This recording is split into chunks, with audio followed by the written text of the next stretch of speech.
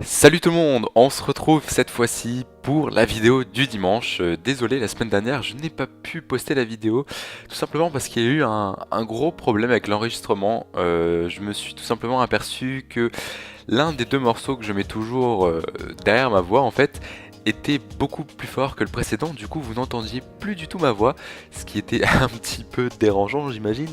Donc du coup j'ai préféré ne pas refaire la vidéo parce qu'il était assez tard, du coup la vidéo aurait été faite un petit peu à l'arrache et puis bon, étant donné qu'il n'y avait pas beaucoup d'actualités à vous proposer, je me suis dit que c'était pas forcément une grosse perte et qu'il valait mieux vous proposer une plus grosse vidéo la semaine d'après. Alors, on va commencer tout de suite. Alors, en ce qui concerne Kid Cudi, eh bien, la semaine dernière, on a pu découvrir des photos en compagnie de Big Boy. Alors, Big Boy, qui c'est? Eh bien, c'est tout simplement l'un des deux chanteurs du groupe Outkast, un vieux groupe qu'on entend plus du tout, voire oui, plus du tout. Moi, j'aimais bien. C'est vrai que j'avais écouté quelques petits morceaux du groupe et c'est vrai que j'avais bien accroché. Si je me trompe pas, il me semble que Big Boy a sorti en 2010 un album qui apparemment était vraiment excellent. Alors personnellement je n'ai pas eu le temps de l'écouter, mais j'ai eu beaucoup de très très bons échos là-dessus. Donc voilà, si ça vous dit, allez écouter un petit peu cet artiste. Je pense que Kid Cudi fera peut-être un featuring avec lui. Mais bon, comme vous le savez, rien de sûr. Avec Kid Cudi, c'est toujours assez mystérieux. Donc je pense que si jamais featuring il y a, on le saura à la dernière minute. Autre featuring, cette fois-ci confirmé, ce sera avec Kreishaun. Kreishaun, ouais, avec un superbe accent, comme vous pouvez le constater. Alors, il sera sur son album qui sortira cet été. Personnellement, c'est pas une artiste que j'aime, loin de là. J'espère que le morceau ne sera pas trop mauvais et qu'il ne pénalisera pas trop la carrière entre guillemets de Kid Cudi. Mais bon, on connaît l'artiste et on sait très bien que il ne fera jamais rien qui pourra nuire à sa carrière et qui pourra décevoir ses fans, je pense. Alors, grosse actu entre la semaine dernière et cette semaine, c'est l'avant-première du film Cruel Summer. Alors, comme vous le savez, Kid Cudi est venu à Cannes le 23 mai pour présenter avec Kanye West le court-métrage qui s'intitule donc Cruel Summer. Comme vous le savez, je suis sudiste. Malheureusement, je n'ai pas pu moi-même me rendre à Cannes. C'est vrai que j'étais quand même très dégoûté, surtout que il a atterri à Nice vers 10 h du matin, il me semble. Pareil, j'ai pas pu y aller. J'étais vraiment très déçu parce qu'apparemment, d'après ce qu'on a pu me raconter, il est vraiment très accessible comme artiste. Il est vraiment super sympa. D'après ce que j'ai compris, il est resté un bon petit moment à l'aéroport pour faire des photos avec tout le monde, pour parler un petit peu avec les fans, tout ça. Donc voilà, ça, ça me fout un petit peu les boules.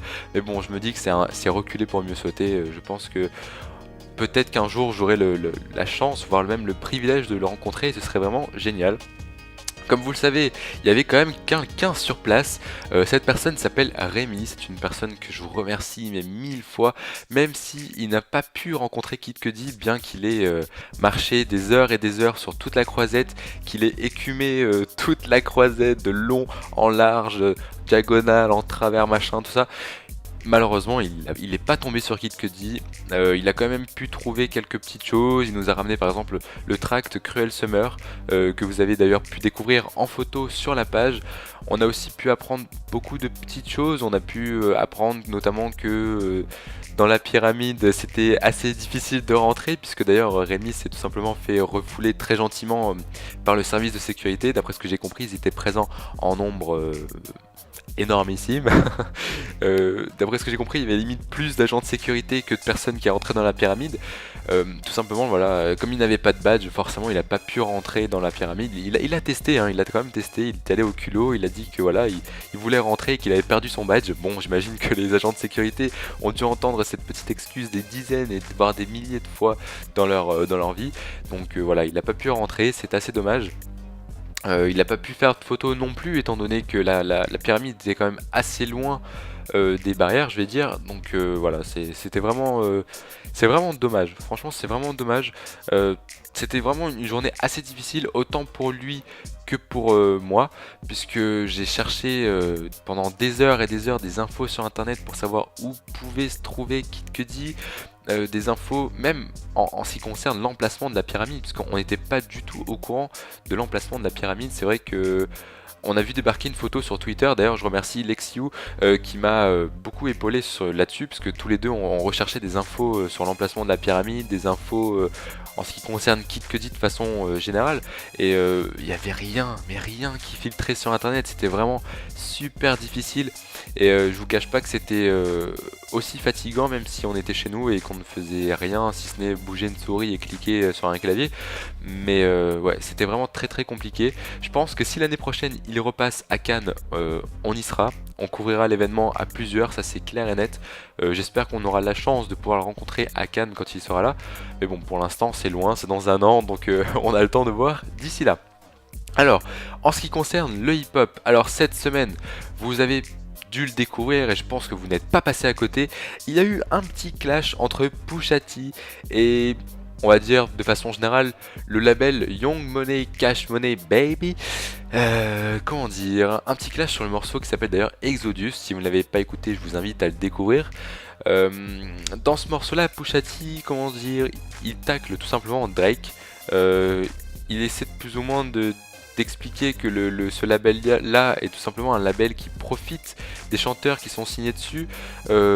C'est des gens, en fait, tout simplement, voilà, de gros profiteurs. Et ces paroles sont quand même pas super tendres, mais elles sont franchement assez construites. Voilà, il y a quand même un fond. C'est pas un clash comme a pu faire Lil Wayne justement en réponse à Pusha T dans le morceau Ghoulish, où là franchement c'est un clash mais complètement en dessous de la ceinture. C'est un truc que même un gamin de 15 ans aurait pu faire. Donc voilà, moi personnellement j'ai jamais aimé ce label là, Young Money, Cash Money machin. J'ai jamais accroché. Pour moi c'est un label de pseudo gangsta. C'est des sons, c'est toujours pareil, enfin voilà, c'est franchement pas un label que j'apprécie. Maintenant je respecte les gens qui l'aiment, hein. Après voilà, et des gens n'aiment pas Good Music pour certaines raisons, et je respecte aussi leur avis. D'ailleurs, Lil Wayne a fait un petit tweet en ce qui concerne Pusha T. Pour vous résumer un petit peu le tweet en français, il a tout simplement dit que il emmerdait voir que tous les gens qui aimaient Pusha T aillent se faire enculer, tout simplement. Et d'ailleurs, Kid Cudi s'en est mêlé. Il a répondu que il aimait Pusha T et que Good Music c'était un super label et que ce label-là, ben, les chanteurs à l'intérieur n'étaient pas des putes, tout simplement. Donc voilà, comme vous pouvez le voir, ça commence à clasher un petit peu. D'ailleurs, ils en sont pas à leur coup d'essai, hein. Mais bon, voilà, j'espère que Kid Cudi ne s'en mêlera pas trop. C'est pas trop dans son style d'ailleurs, je pense qu'il n'ira pas plus loin qu'un simple tweet. Je pense pas qu'on verra débarquer un petit clash de Kid Cudi, ça m'étonnerait grandement, mais c'est vrai que si ça sort, je serais franchement choqué. Alors, autre petite actu en ce qui concerne le hip-hop. Alors, Big Sean, A$AP Rocky, Kanye West, Beyoncé et Jay-Z sont nominés aux BET Awards qui auront lieu, si je ne me trompe pas, le 1er juillet prochain. Lil Wayne délaisse les Billboard Music Awards pour fêter l'anniversaire de Busta Rhymes. Une fois de plus, hein, on parle de Lil Wayne, c'est un rappeur qui en a un petit peu rien à foutre, je crois. C'est un rebelle. T.I. décroche un rôle dans le film Identity Theft. D'ailleurs, il jouera le rôle de chasseur de primes. D'après ce que j'ai pu comprendre, il y aura l'actrice qui a joué dans le film Juno, ou Juno, comme vous le voulez. J'espère que ce film sera sympathique. Voilà, on attend de voir débarquer les petites bandes annonces pour se faire une petite idée du film. Wiz Khalifa remporte l'award du meilleur nouvel artiste au Billboard Music Awards.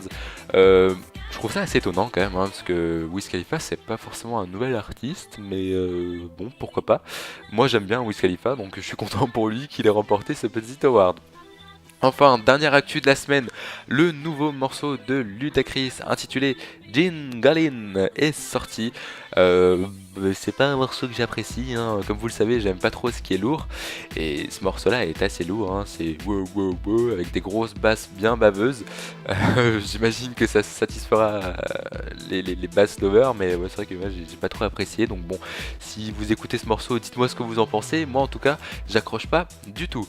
Eh bien écoutez, la vidéo touche à sa fin, j'aimerais prendre Comme d'habitude, hein, ça commence à devenir la petite tradition de la vidéo du dimanche. J'aimerais prendre donc quelques petites minutes pour vous parler d'une fanpage qui a été ouverte récemment par l'un de mes amis.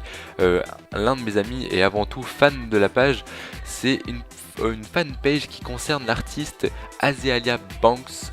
Il me semble que la page s'appelle Azalea Banks France officielle ou officielle France, enfin bref, vous trouverez assez facilement. C'est une artiste qui est en train de monter. C'est vrai que on l'a découverte cette année, enfin elle a surtout fait parler d'elle cette année, et oui, c'est vrai que je pense que c'est une artiste qu'on entendra assez souvent. Je pense que il y a moyen qu'elle réussisse parce que son style est quand même assez différent de ce qui se fait actuellement. Et donc voilà, je pense que c'est une artiste qui va monter, monter, monter. Donc voilà, rejoignez sa page. Je pense que ça serait très intéressant de suivre son petit parcours à elle. Donc voilà, rejoignez sa page. Restez surtout au courant des actus de cet artiste. Comme je vous dis, et je le répète, je crois que ça fait à peu près 4 fois que je dis, je pense qu'elle va faire parler d'elle. Voilà, je pense que c'est clair. Et bien écoutez, n'oubliez pas de mettre un petit j'aime, un petit commentaire. N'oubliez pas de partager la vidéo autour de vous. D'ailleurs, je vous remercie. La dernière vidéo a connu un franc succès. Je suis vraiment étonné. Donc j'espère que ça continuera pour les autres vidéos. D'ailleurs, la chaîne YouTube de la page a dépassé les 100 abonnés. C'est tout simplement énorme. Je sais pas si vous avez constaté, mais j'aime bien le mot énorme. Je crois que je le répète à peu près 15 fois par vidéo. Mais bon, ça aussi, on va dire que c'est une tradition au sein des vidéos du dimanche. Et bien écoutez, je vous dis à la prochaine et ciao!